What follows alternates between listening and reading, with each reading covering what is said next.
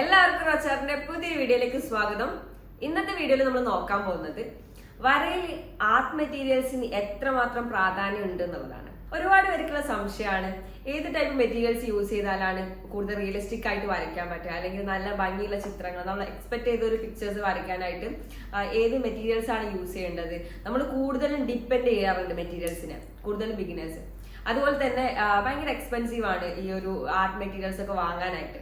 അപ്പൊ നമുക്ക് അതിനുള്ള ആ കോസ്റ്റ് നമുക്ക് താങ്ങാൻ പറ്റിയിട്ടില്ലെങ്കിൽ നമുക്ക് വരയ്ക്കാനായിട്ട് പറ്റില്ല, നമ്മളൊരു എക്സ്പെക്ട് ചെയ്യുന്ന ഒരു പിക്ചറിലേക്ക് എത്താൻ നമുക്ക് പറ്റില്ല എന്നുള്ള ഒരുപാട് തെറ്റിദ്ധാരണകൾ നമുക്കിടയിലുണ്ട്.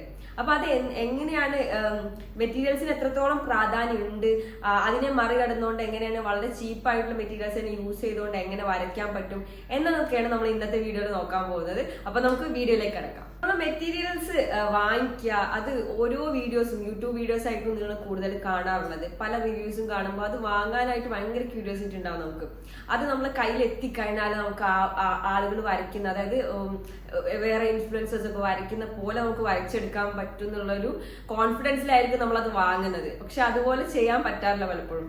അതിന്റെ കാരണം എന്താണെന്ന് വെച്ചാൽ മെറ്റീരിയൽസിന് നമ്മളെ വർക്കിൽ ഏറ്റവും ലാസ്റ്റ് ആണ് ഇമ്പോർട്ടൻസ് കൊടുക്കേണ്ടത്. അതിന്റെ കാരണം എന്താന്ന് വെച്ചാൽ നമ്മളൊരു മെറ്റീരിയൽസിന്, ഒരു ആർട്ട് മെറ്റീരിയൽ എടുത്താൽ അത് എന്തോ ആയിക്കോട്ടെ, ഏത് ബ്രാൻഡിന്റെ എങ്ങനത്തെ സാധനമാണെന്നുണ്ടെങ്കിലും അത് നമ്മളെ വർക്കിനെ ഒരിക്കലും ബെറ്റർ ആക്കില്ല. അതായത് നമുക്ക് വരയ്ക്കാൻ അറിയില്ലെങ്കിൽ അത് യൂസ് ചെയ്തെന്ന് വെച്ചിട്ട് നമുക്ക് അത് സിമ്പിളായിട്ട് മാറി അങ്ങനെ ഒന്നും സംഭവിക്കാൻ പോകുന്നില്ല. പറ്റുന്നൊരു കാര്യം എന്ന് പറഞ്ഞാൽ നമുക്ക് വരയ്ക്കാൻ അറിയാമെന്നുണ്ടെങ്കിൽ ആ മെറ്റീരിയൽസ് വാങ്ങുന്നതോട് കൂടിയിട്ട് നമ്മളെ വര എളുപ്പമാക്കും. അതായത് നമുക്ക് വളരെ സ്മൂത്ത് ആയിട്ട് അത് ഹാൻഡിൽ ചെയ്യാൻ പറ്റും. അതുപോലെ തന്നെ നല്ല അടിപൊളിയായിട്ട് നമുക്കതിനെ നമ്മൾ ഒരു 5 hours എടുത്ത് വരയ്ക്കുന്ന ഒരു വർക്കാണെങ്കിൽ ചിലപ്പോൾ ആ മെറ്റീരിയൽ യൂസ് ചെയ്തതിന് 4 hours തന്നെ നല്ല ഫിനിഷിങ്ങിലേക്ക് അത് എത്തിക്കാൻ പറ്റും. അത് നമ്മൾ വരച്ച് പ്രാക്ടീസ് ചെയ്തതിന് ശേഷം മാത്രമാണ് ഇങ്ങനത്തെ എക്സ്പെൻസീവ് ആയിട്ടുള്ള മെറ്റീരിയൽസിലേക്ക് നമുക്ക് പോവേണ്ട ആവശ്യമുള്ളൂ. അപ്പൊ നമ്മൾ എങ്ങനെ തുടങ്ങണം എന്നാണ് ഇനി എല്ലാവരും ചിന്തിക്കുന്നത്. അപ്പോൾ എന്താ വെച്ച് കഴിഞ്ഞാൽ നമ്മൾ ഏറ്റവും ബെറ്റർ ഏതാണ്, ഏറ്റവും നല്ല പേപ്പർ ഏതാണ് അങ്ങനെ ചോദിക്കാറുണ്ട് പലരും. അല്ലെങ്കിൽ നല്ല പെൻസിൽ ഏതാണ്, ഏത് ബ്രാൻഡാണ് നല്ലത്. നിങ്ങൾ ആദ്യം നിങ്ങൾക്ക് നന്നായിട്ട് വരയ്ക്കാനായിട്ട് ശ്രമിക്കുക. നല്ല സ്കെച്ച്, അതായത് ഒരു സ്കെച്ച് ബുക്ക് ഇല്ലെങ്കിലും ഇനിയിപ്പോൾ നോർമൽ നോട്ട്ബുക്ക് ആയാലും മതി. ആ നോർമൽ നോട്ട്ബുക്കിൽ ഔട്ട്ലൈൻ ഒക്കെ സ്കെച്ച് ചെയ്ത് പഠിക്കാം. നമ്മൾ ഒരുപാട് ഒബ്ജക്ട്സ് ഉണ്ട് അല്ലെ, അതിനൊക്കെ ഔട്ട്ലൈന്, അതുപോലെ തന്നെ ആനിമൽസിന്, ഇതൊക്കെ കുറേ സംഭവങ്ങൾ നമ്മൾ സ്കെച്ച് ചെയ്ത് പഠിക്കാനുണ്ട്. അപ്പോൾ ഒരു ഔട്ട്ലൈൻ സ്കെച്ച് പ്രോപ്പറായിട്ട് മാറിക്കഴിഞ്ഞാൽ നിങ്ങൾക്ക് എന്ത് ചെയ്യാം, ഷെയ്ഡ് ചെയ്ത് പഠിക്കാൻ പറ്റും. ഇതൊക്കെ സ്കെച്ചിങ് നിങ്ങൾക്ക് ന്യൂസ് പേപ്പറിലാണെങ്കിലും ചെയ്താൽ മതി, അല്ലെ A4 ഷീറ്റ്. വളരെ ചീപ്പ് ആയതുകൊണ്ട് തന്നെ നിങ്ങൾക്ക് എന്ത് ചെയ്യാൻ പറ്റും, അതൊക്കെ പഠിക്കാൻ പറ്റും. അത് പഠിച്ചതിന് ശേഷം മാത്രം നല്ല മെറ്റീരിയൽസ് വാങ്ങിക്കഴിഞ്ഞാൽ നിങ്ങൾക്ക് അത് ഹാൻഡിൽ ചെയ്യാൻ പറ്റുള്ളൂ. അപ്പം ആ രീതിയിൽ പ്രാക്ടീസ് ചെയ്യാം. ഇനിയിപ്പോൾ നിങ്ങൾക്ക് അത്രയും നിർബന്ധമാണ്, നിങ്ങൾക്ക് അത്യാവശ്യമൊക്കെ വരയ്ക്കാനല്ല, കുഴപ്പമില്ല, അതൊക്കെ ചെയ്ത് പഠിച്ചിട്ടുണ്ടെങ്കിൽ നിങ്ങൾ എന്ത് ചെയ്യുക, നല്ല പേപ്പർ ഏതാണെന്ന് ചോദിച്ചു കഴിഞ്ഞാൽ ഐവറി ഷീറ്റ് വാങ്ങാം. ഐവറി ഷീറ്റ് അത്യാവശ്യവും കുഴപ്പമില്ലാത്ത, എന്നാൽ ഭയങ്കര എക്സ്പെൻസീവ് ഒന്നും അല്ലാത്തൊരു പേപ്പറാണ് ഐവറി ഷീറ്റ്. അതിൽ നിങ്ങൾ നല്ല റിയലിസ്റ്റിക് പിക്ചേഴ്സും അല്ലാതെ നിങ്ങൾ വേറെ എന്ത് ടൈപ്പ് പെൻ വെച്ച് പെൻ ഡ്രോയിങ്ങും എങ്ങനെ വേണമെങ്കിലും നിങ്ങൾക്ക് അതൊന്ന് ടെസ്റ്റ് ചെയ്യാവുന്നതാണ്. ഒട്ടുമിക്ക എല്ലാ മീഡിയത്തിലും വർക്ക് ആവുന്ന ഒരു പേപ്പറാണ് ഐവറി ഷീറ്റ്. കൂടുതൽ പേരും റിയലിസ്റ്റിക് പിക്ചേഴ്സിനോട് താല്പര്യമുള്ളവരാണ് ഇങ്ങനെ ചോദിക്കുന്നത്. അപ്പം നിങ്ങൾ ഷെയ്ഡിങ് ഒക്കെ അത്യാവശ്യം പഠിക്കുക. നിങ്ങൾ ചെറിയ ചെറിയ ഒബ്ജക്ട്സ് ഒക്കെ ഷെയ്ഡ് ചെയ്ത് പഠിക്കുക. എന്നിട്ട് അത് ഫേസ് ഡ്രോയിങ്ങിലേക്ക് ഷെയ്ഡിങ് പ്രോപ്പറായിട്ട് നിങ്ങൾക്ക് പറ്റുന്ന രീതിയിൽ ട്രൈ ചെയ്യുക. ഓക്കെ, ഒരു ആർട്ട് ക്ലാസ്സിലൊക്കെ പോയിട്ട് നിങ്ങൾ പഠിക്കുന്നെങ്കിൽ അത് അത്രയും നല്ലത്. അല്ലെങ്കിൽ സ്വന്തമായിട്ട് പഠിക്കുകയാണെങ്കിലും നിങ്ങൾക്ക് ഷെയ്ഡിങ്, അതുപോലെ ബ്ലെൻഡിങ്, എല്ലാ കാര്യങ്ങളും കുറിച്ചിട്ടും അത്യാവശ്യം ഒരു ധാരണയിലേക്ക് എത്തുക. അതും നിങ്ങൾ എന്ത് ചെയ്താൽ മതി, A4 ഷീറ്റിലൊക്കെ വരച്ച് പഠിച്ചതിന് ശേഷം നമ്മൾ എന്ത് ചെയ്യാം, ഒരു 100 GSM അല്ലെങ്കിൽ 150 GSM ഒക്കെ പേപ്പറിലേക്ക് മാറുക. പിന്നെ എന്ത് ചെയ്യാം, ഷെയ്ഡിങ്ങിന്റെ കാര്യമായിട്ടോ പറയുന്നത്. A4 ഷീറ്റിൽ ഷെയ്ഡ് ചെയ്ത് കഴിഞ്ഞാൽ അത്രത്തോളം നന്നായിട്ട് ചെയ്യാൻ പറ്റില്ല, പക്ഷെ നമുക്ക് വരച്ച് പഠിക്കുന്ന സമയത്ത് അത് ഓക്കെയാണ്, കുഴപ്പമില്ല. പിന്നെ നിങ്ങൾ എന്ത് ചെയ്യുക, അത്യാവശ്യം ചെയ്യാൻ പറ്റിക്കഴിഞ്ഞാൽ അടുത്തടുത്ത സ്റ്റെപ്പിലേക്ക് പോവുക. അല്ലാതെ ഫസ്റ്റ് തന്നെ നമ്മൾ ബ്രിസ്റ്റോന്റെ പേപ്പർ വാങ്ങിയിട്ട് അതിൽ വരച്ച് പഠിച്ചു കഴിഞ്ഞാൽ നമ്മളെ കോൺഫിഡൻസ് പോലും അതിൽ നഷ്ടപ്പെട്ടു പോകും.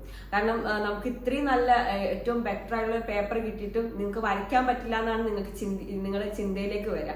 അപ്പൊ അത് ഒഴിവാക്കാനായിട്ട് എന്ത് ചെയ്യുക, ഇതുപോലെ പേപ്പർ യൂസ് ചെയ്യും. അതുപോലെ തന്നെ ഏറ്റവും നല്ല പെൻസിൽ ഏതാണെന്ന് വെച്ച് കഴിഞ്ഞാൽ അങ്ങനെ പറയാൻ പറ്റില്ല, എന്നാൽ ചീപ്പായിട്ട് അത്യാവശ്യം നല്ലൊരു ക്വാളിറ്റി നമുക്ക് തരുന്ന നല്ല വർക്ക് ചെയ്യാൻ പറ്റുന്ന ഒരു പെൻസിലാണ് ആർട്ട് ലൈനിന്റെ പെൻസിൽ. അത്യാവശ്യം ചീപ്പാണ്, അത് നിങ്ങൾ വാങ്ങിക്കോളൂ. പല ഗ്രേഡുള്ള പെൻസിൽസ് ഒക്കെ വാങ്ങിച്ചിട്ട് നന്നായിട്ട് ഷെയ്ഡ് ചെയ്ത് പഠിക്കാം. ഓക്കെ. അപ്പോൾ ഈ രീതിയിൽ നമുക്ക് ചീപ്പായിട്ടും നല്ല ക്വാളിറ്റി ഉണ്ടാക്കിയെടുക്കാൻ പറ്റുന്ന സംഭവങ്ങൾ നമ്മളെ മെറ്റീരിയൽസിന്റെ ഇടയിൽ തന്നെ ഉണ്ട്. നമ്മൾ ഈ കൂടുതലും റിവ്യൂസ് ഒക്കെ കാണുന്നത് ഭയങ്കര എക്സ്പെൻസീവ് ആയിട്ടുള്ളതാണെങ്കിൽ പോലും നമ്മൾ അതിനൊന്ന് ഇറങ്ങി ചെന്ന് കഴിഞ്ഞാൽ അതൊക്കെ നമുക്ക് ഈസി ആയിട്ട് എന്ത് ചെയ്യാൻ പറ്റും, മനസ്സിലാക്കാനൊക്കെ പറ്റും. അപ്പം ഈ തോട്ട് മാറ്റാന്നുള്ളതാണ് ആദ്യത്തെ ഘട്ടം. അത് ഗ്രാഫൈറ്റ് പെൻസിലിന്റെ കാര്യത്തിൽ മാത്രമല്ല, ആർട്ട്ലൈൻ്റെ ബ്രാൻഡിന്റെ കളർ പെൻസിലും നമുക്ക് എന്ത് ചെയ്യാൻ പറ്റും, അത്യാവശ്യം ക്വാളിറ്റിയോട് കൂടിയിട്ട് നമുക്ക് കളർ പെൻസിൽ നല്ല ബ്ലെൻഡ് ആയിട്ട് തന്നെ ചെയ്യാൻ പറ്റും. പല നന്നായിട്ട് ബ്ലെൻഡ് ചെയ്യാൻ പറ്റുമോ കളർ പെൻസിൽ വെച്ചിട്ട്? അങ്ങനെ ഒരു പ്രശ്നമൊന്നുമില്ല, അതൊക്കെ നമ്മളെ ധാരണയാണ്. നിങ്ങൾക്ക് എന്ന് വെച്ചാൽ നമുക്ക് നല്ല പേപ്പർ യൂസ് ചെയ്ത് കഴിഞ്ഞാൽ നല്ല അത് ഒരുപാട് കാലം ഈട് നിൽക്കും. ചില പേപ്പർ നമ്മൾ യെല്ലോ ഷെയ്ഡൊക്കെ വരും കുറച്ച് കഴിഞ്ഞാൽ. നമുക്കത് പഠിക്കുന്ന സമയത്ത് നമുക്ക് അത്രയും നല്ല മെറ്റീരിയൽസ് യൂസ് ചെയ്തുകൊണ്ട് പ്രത്യേകിച്ച് എന്ത് കാര്യമാണുള്ളത്, നമുക്ക് അത് പഠിക്കാന്നുള്ളതാണ് അല്ലെ. നമ്മൾ ഓരോ പേപ്പറിലും തെറ്റിപ്പോയി തെറ്റി എന്ത് നമ്മൾ ആ ഓരോ പേപ്പറിലും പഠിക്കുന്നു എന്നുള്ളതാണ് കാര്യമുള്ളത്. ഒരു ബിഗിനറിനെ സംബന്ധിച്ചിടത്തോളം അത് മാത്രമാണ് മനസ്സിൽ വെക്കേണ്ടത്. അപ്പം നിങ്ങൾ തുടക്കത്തിൽ തന്നെ നല്ല മെറ്റീരിയൽസ് ഒക്കെ യൂസ് ചെയ്ത് ഒരുപാട് പൈസയൊക്കെ ചെലവാക്കിയതിന് ശേഷം നിങ്ങൾക്ക് സംഭവിക്കാൻ പോകുന്നത് നല്ല കാര്യങ്ങൾ എന്താണ്, നിങ്ങൾക്ക് അതൊക്കെ എക്സ്പ്ലോർ ചെയ്യാൻ പറ്റും തുടക്കത്തില് അല്ലെ. പക്ഷെ അതുകൊണ്ട് എന്താ കാര്യം, നമുക്ക് ഒരുപാട് പൈസ ചെലവാകുന്നു, അതുപോലെ തന്നെ നമുക്ക് നന്നായിട്ട് വർക്ക് ചെയ്യാനും പറ്റുന്നില്ല. ആകെ നമ്മളെ കോൺഫിഡൻസ് മൊത്തം താഴോട്ടാണ് പോകുന്നത്. ഇതൊക്കെ ഒഴിവാക്കുക. നിങ്ങൾ ആദ്യം മനസ്സിലാക്കണം, നമുക്ക് വരയ്ക്കാൻ അറിഞ്ഞു കഴിഞ്ഞാൽ മാത്രമേ എന്തും കിട്ടിയിട്ട് കാര്യമുള്ളൂ. ഇനിയിപ്പോൾ നിങ്ങൾ അത്രയും ഒരു പൈസ പോലും നിങ്ങൾക്ക് ചെലവാക്കാൻ പറ്റാത്ത ഒരാളാണ് നിങ്ങളെങ്കിൽ, നിങ്ങൾക്കൊരു അത്രത്തോളം ഒരു A4 ഷീറ്റോ അല്ലെങ്കിൽ ഇപ്പോൾ ഒരു ഐവറി ഷീറ്റിനൊക്കെ വളരെ വളരെ ചീപ്പായിട്ട് തന്നെ കിട്ടും.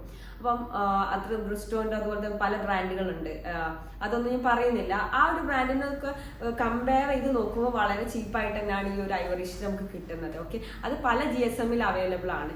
നിങ്ങൾക്ക് 180 GSM-ൻ്റെതൊക്കെ ധാരാളം മതി, അല്ലെങ്കിൽ 200. അപ്പൊ നമ്മൾ പറഞ്ഞു മെറ്റീരിയൽസിന് അത്ര വലിയ പ്രാധാന്യമൊന്നും നമ്മൾ ബിഗിനറിനെ സംബന്ധിച്ചിടത്തോളം ഇല്ല എന്നുള്ളത്. അപ്പൊ നമ്മളൊന്ന് ചിന്തിച്ചു നോക്കുക, പണ്ട് കാലത്തൊക്കെ എങ്ങനെയാണ് ഓരോ മെറ്റീരിയൽസ് ഉണ്ടായിട്ടാണ്, അല്ലെ പെൻസിൽ പോലും ഇല്ലാത്ത കാലഘട്ടത്തിലും ആൾക്കാർ വരച്ചിട്ടുണ്ട്. അതൊക്കെ ഇന്ന് നമുക്ക് കാണാനും പറ്റുന്നുണ്ട്. അതൊക്കെ എങ്ങനെയാണ്, കല്ലുകൾ ഉപയോഗിച്ചു, അതുപോലെ തന്നെ നമ്മൾ മരക്കൊമ്പുകള്, നമ്മള് കളേഴ്സിന് പകരം കളറൊക്കെ അക്രിലിക് ഓയിൽ, ഇതുപോലെ കുറെ കളേഴ്സ് ഒക്കെ ഇപ്പൊ വന്നിട്ടുണ്ട്. അപ്പൊ അതിന് മുൻപൊക്കെ നമ്മൾ എന്ത് ചെയ്തിട്ടുണ്ട്, നാച്ചുറൽ കളേഴ്സ് ഒക്കെ യൂസ് ചെയ്തിട്ടാണ് വരച്ചിട്ടുണ്ടായിരുന്നത്. അതുപോലെ തന്നെ ഇപ്പോഴും സ്പെഷ്യലൈസ് ചെയ്യുന്ന പലരും ഉണ്ട്, പല ആർട്ട് സ്റ്റൈൽ ഉണ്ട്. ക്യാൻസർ പേഷ്യൻസിലൊക്കെ പലരും ബ്ലഡ് വെച്ചിട്ട് എന്ത് ചെയ്യുന്നത്, അവരെ ബ്ലഡ് തന്നെ യൂസ് ചെയ്ത് അതൊരു കളറായിട്ട് ഉപയോഗിച്ചുകൊണ്ട് വരയ്ക്കുന്നവരുണ്ട്. അതുപോലെ തന്നെ നാച്ചുറൽ കളേഴ്സ് ഒക്കെ ഇപ്പോഴും യൂസ് ചെയ്യുന്ന ആളുകളുണ്ട്. കരി വെച്ചിട്ട് മാത്രം വർക്ക് ചെയ്യുന്നവരുണ്ട്, അതായത് ചാർക്കോൾ. ഇതൊന്നും നമുക്ക് കടയിൽ നിന്ന് പൈസ കൊടുത്ത് വാങ്ങിച്ചിട്ട് വേണ്ട കാര്യങ്ങളല്ല. അപ്പൊ ഇത്തരത്തില് മണല്, അതുപോലെ തന്നെ ക്ലോത്ത് ഒക്കെ വെച്ചിട്ട് വർക്ക് ചെയ്തിട്ടുള്ള കാര്യങ്ങളൊക്കെ നമുക്ക് കാണാൻ പറ്റും. അപ്പോൾ അത്രയും നമ്മളൊന്ന് വൈഡായിട്ടും ചിന്തിച്ച് നോക്കാം. അതുപോലെ തന്നെ ആ ഒരു വർക്കൊക്കെ നമ്മൾ കാണുക. അപ്പൊ നിങ്ങൾ ഇപ്പൊ മനസ്സിലായിട്ടുണ്ടാവും മെറ്റീരിയൽസിന് എത്രമാത്രമാണ് ഇമ്പോർട്ടൻസ് ഉള്ളത് നമ്മൾ വർക്കിലെന്ന്. അപ്പം ആ രീതിയിൽ നമ്മൾ റിവ്യൂസ് ഒക്കെ കാണണം. അത് നമുക്ക് ഓക്കെ ആണെന്ന് നമുക്ക് തോന്നുകയാണെങ്കിൽ നമ്മളൊന്ന് വാങ്ങിക്കണം. അത് ഏത് ഘട്ടത്തിലാണ് വാങ്ങിക്കേണ്ടതെന്നുള്ളതാണ് നമ്മൾ നോക്കേണ്ടത്.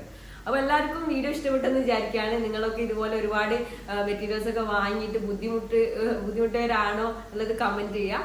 വീഡിയോ ഇഷ്ടപ്പെട്ടാൽ ലൈക്ക് ചെയ്യുക, നമ്മുടെ ചാനൽ സബ്സ്ക്രൈബ് ചെയ്യുക. അപ്പം പുതിയൊരു വീഡിയോ ആയിട്ട് കാണുന്നവരെ ഗുഡ് ബൈ.